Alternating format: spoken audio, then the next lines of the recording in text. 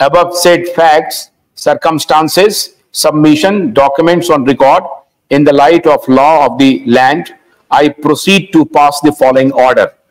और वो order है, the superintendent of the court is directed to prepare a complaint under section 340, read with section 343 of the Code of Criminal Procedure for the offences punishable under section 181, 182, 193, 196, 199, 200, 209, 465, 471, 474 and 120B.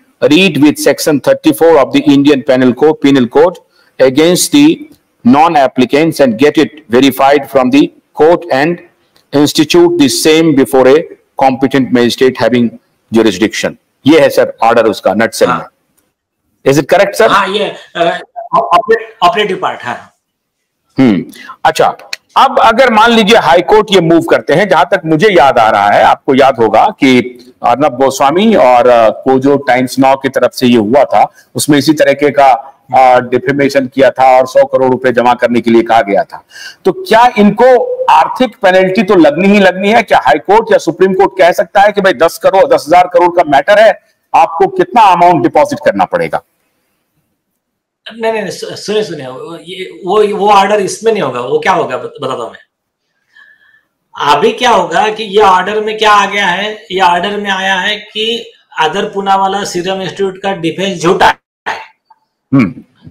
तो अभी एक अर्जी लग रहा है पोरी जी की तरफ से 2-4 दिन में कि आप डायरेक्ट डिग्री पास करो, उसका डिफेंस तो झूठा हो गया, अभी 10,000 करोड़ की डिग्री पास करो मेरी. तो ये एक पार्ट है. तो अगर वो डिग्री पास होती है, डिग्री को अगर चैलेंज करता है तो 5,000 करोड़ रुपया उसको भरना पड़ेगा कोर्ट में बिफोर हियरिंग द अपील. वो एक पार्ट अलग है. अभी ये केस जो है ये क्रिमिनल केस है. ये वाले केस में जब वो चैलेंज करेगा तब वैसा कंडीशन नहीं आएगा.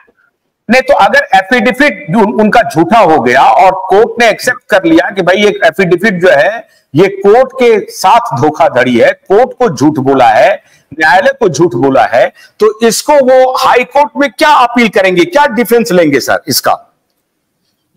अभी वो डिफेंस देखिए, इतने महान,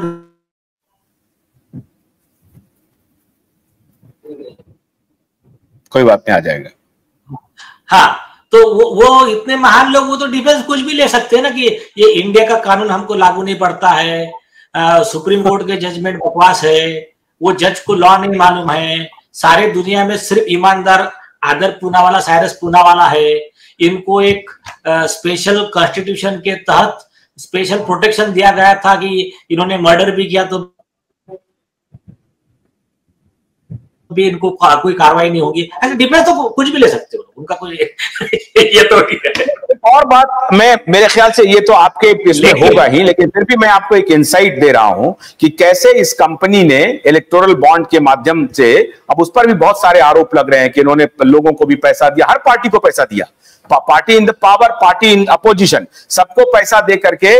और ये भी कहा जा रहा है इसने अपने बाप को पद्मश्री एक प्रकार से खरीदा है भारत सरकार की तरफ से, और पद्मश्री इनके पिताजी को मिला. तो ये भी डिफेंस लिए होंगे कोर्ट में कि मेरे पिताजी तो पद्मश्री अवार्डी हैं, और उनको देखिए कि किस तरह से डिफेम किया जा रहा है. और फिर बहुत सारे पॉलिटिकल पार्टीज को हजारों करोड़ रुपया इन्होंने डोनेशन दिए हुए हैं. मैं कहना नहीं चाहता हूं, महाराष्ट्र में एक बड़े पॉलिटिकल पार्टी घराना है जिनको पैसा मिला है. तो ये सब डिफेंस लेंगे क्या? इन सबको भी एक्सपोजिशन होगा क्या आपके हियरिंग में अगर ये मैटर आया? मतलब अब बात निकली है तो बहुत दूर तक जाएगी. आज तो अभी देखिए, मेरे हिसाब से अपना मेन मुद्दे का लॉ का पॉइंट हो चुका है. इस पे एक भाई शॉर्ट में बोलकर इसको अपन कंप्लीट करते हैं. सुनिए, देखिए उन्होंने क्या डिफेंस लिया था वो सब ऑन रिकॉर्ड है कि हमको पद्मश्री मिला, हम ये है, हम वो है, सब है. कोर्ट ने बोला तुम चोर हो, तुम फ्रॉड हो. मतलब कोर्ट के वर्ड क्या है? फ्रॉड है, झूठ बोला तुमने कोर्ट से. तो ये जो है ना, ये डिफेंस नहीं चलता है ना. अगर मुझे इतना होता आपको पद्मश्री मिला तो आपको क्या लोगों के मर्डर करने का लाइसेंस है? क्या आपको लोगों को चीट करने का लाइसेंस है? हमारे आईपीसी में ऐसा कहीं प्रोविजन नहीं कि ये डिफेंस यूज हो सकता है. बिल्कुल नहीं, खत्म विषय. अब आता है दूसरी चीज.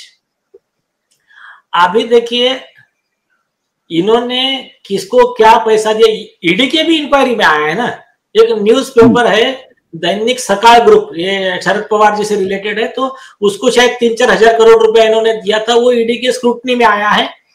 तो अभी आपने गौर किया होगा कि सकाळ पेपर में इनके एकदम थर्ड क्लास बोगस जानलेवा वैक्सीन को भी कैसा ग्लोरीफाई करके, अभी एचपीवी वैक्सीन आया तो उसके भी फेवर में बड़े बड़े आर्टिकल लिखना वगैरह, जो भी उन्होंने नैरेटिव चलाया उनके खिलाफ पे हमने एक मैटर में केस भी किया हुआ है सकाळ ग्रुप के खिलाफ।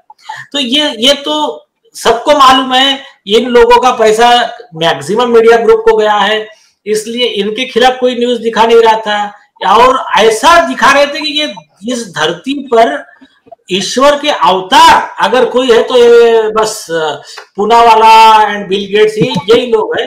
तो ये सब दिखा के और इनके खिलाफ बोलना मतलब ईश निंदा का गुनाह, ऐसा कर रहे थे। ये एक वो कौन, अभी ठीक है गुस्सा आता है मुझे, एक चीफ डॉक्टर है, वो कौन से हॉस्पिटल के, तो क्या बोल रहे थे, जिनको वैक्सीन नहीं लेना वो देश छोड़ के चले जाए।